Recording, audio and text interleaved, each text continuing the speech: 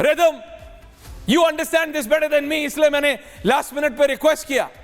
मेरा हाथ थोड़ा टाइट है लीगल मैटर्स पे, आप जानती हैं, no one knows this better than you.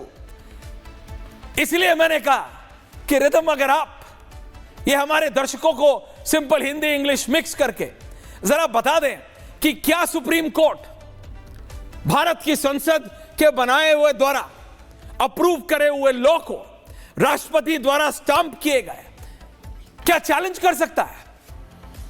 Is this right? बिल्कुल। Thank you Ridham. बिल्कुल Aishwarya, very humble of you to say कि लीगल मैटर्स में आपकी पकड़ नहीं है, मैंने देखा है, काफी है। बट मैं इस केस में बताना चाहती हूँ, जयदीप धनखड़ ने किस स्टेटमेंट में ये कहा है कि when it comes to the powers of the governor and the powers of the president can the supreme court intervene. ये एक केस है तमिलनाडु में जिसमें गवर्नर ने 3 महीने लगाए थे एक बिल्स को रिजर्व करके। हम उस केस के बारे में बात नहीं करेंगे कि क्या तमिलनाडु में हुआ, और सुप्रीम कोर्ट ने उस जजमेंट में कहा कि गवर्नर के पावर्स होते हैं लेकिन स्टेट गवर्नमेंट जो भी कहे वो उनको मानना है। फेडरलिज्म का ये स्ट्रक्चर है, स्टेट गवर्नमेंट्स का जो स्टेट गवर्नमेंट की जो बातें होती हैं वो पावर उनके पास है, तो गवर्नर को सिर्फ एक रबर स्टैंप बनना है। मगर जयदीप धनखड़ ने कहा जो भी गवर्नर के पावर्स हैं, आर्टिकल 142 है जिसमें सुप्रीम कोर्ट को कॉन्स्टिट्यूशन में पावर्स दिए जाते हैं। अंडर आर्टिकल 142 सुप्रीम कोर्ट ये नहीं कह सकती कि हम डिसाइड करेंगे गवर्नर के क्या पावर्स हैं, प्रेसिडेंट के क्या पावर्स हैं। और जयदीप धनखड़ ने इसी बात पे स्लैम किया उनको। रिदम, एक बार और मैं चाहता हूं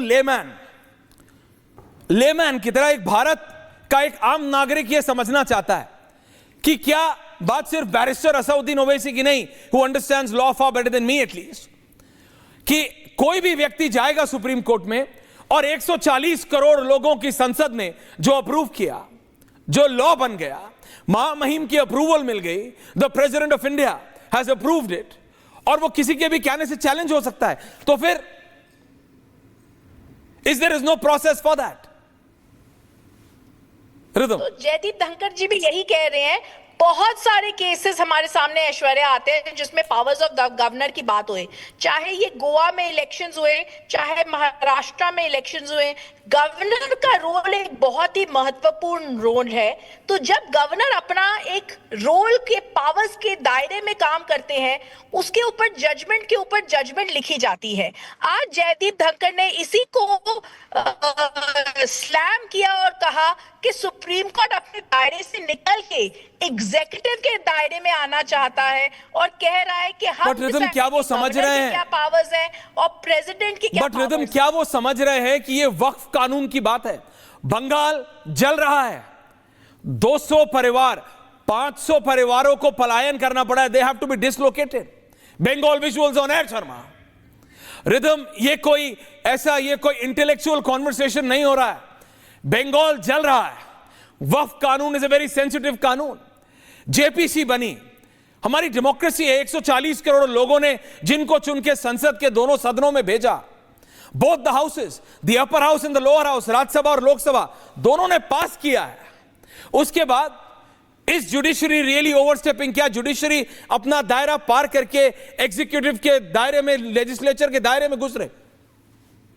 रिदम, देखिए, बहुत सारे केसेस में जो ऐश्वर्या, बहुत सारे केसेस में जो धनखड़ साहब कह रहे हैं वो कहीं ना कहीं सच भी है। Because to decide on the constitutionality कि गवर्नर का ये पावर होना चाहिए, प्रेसिडेंट का ये पावर होना चाहिए, बहुत डेंजरस गेम है। ये पावर्स कॉन्स्टिट्यूशन में, संविधान में ऑलरेडी दिए हैं। अब इसके ऊपर हम लोग बातचीत करें, ठीक है, मगर इसके ऊपर सुप्रीम कोर्ट जजमेंट पे जजमेंट लेके धनखड़ जी ने कहा है कि ये गलत है। सुप्रीम कोर्ट को नहीं आके एग्जीक्यूटिव के धनखड़ जी देश के उपराष्ट्रपति हैं। धनखड़ जी कोई सड़क चलते व्यक्ति नहीं है, वो देश के उपराष्ट्रपति हैं। He is the vice president of India and he is saying it. उनके कहने का एक अलग ग्रेविटास है, उनके कहने का एक अलग महत्व है। मैसेज जिनको पहुंचना चाहिए पहुंच रहा है, लेकिन आम जनता को मैसेज से ज्यादा यह समझना है कि जो विपक्ष, जिस पॉलिटिकल पार्टी के पास संसद में नंबर्स नहीं है रिदम, क्या वो कोर्ट के दायरे से कोर्ट के दायरे से वो काम कराना चाहते हैं जो कि डेमोक्रेटिक नहीं है, क्योंकि डेमोक्रेसी में तो वही होता है जो जनता चाहती है। जनता में नंबर उसके जनता अगर आपको सपोर्ट करेगी रिदम, तो आप संसद में होंगी, मैं कुछ नहीं कर सकता। जनता ने बीजेपी को सपोर्ट किया है, कांग्रेस को नहीं, असदुद्दीन ओवैसी को नहीं। असदुद्दीन ओवैसी हैदराबाद और बिहार से आगे नहीं है, 2-4 सीट आती है उनके पास, और वो कोर्ट के द्वारा उस पार्टी के लिटरली कान पकड़ के खींच के लाना चाहते हैं, जिसके पास 240 से ज्यादा सांसद हैं, जो तीसरी बार 140 करोड़ लोगों ने जिसको चुना है।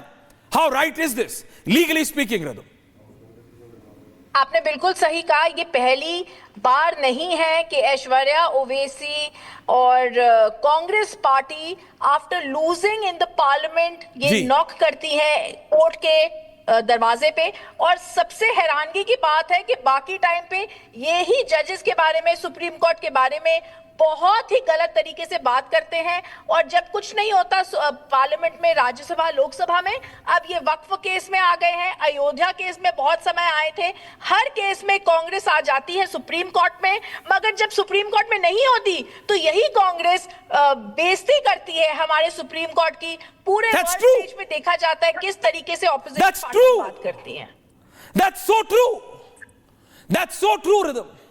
लेकिन रिदम, इसमें तो लॉयर्स को भी, सीनियर लॉयर्स को, चाहे वो कांग्रेस की तरफ वाले हों या बीजेपी की तरफ वाले, वो जो डबल हैट पहनते हैं, वो जो संसद में भी हैं और जो संसद में सफेद कुर्ता भी पहनते हैं और कोर्ट में उस सफेद कुर्ते के ऊपर काला कोट भी, उनको तो समझना चाहिए।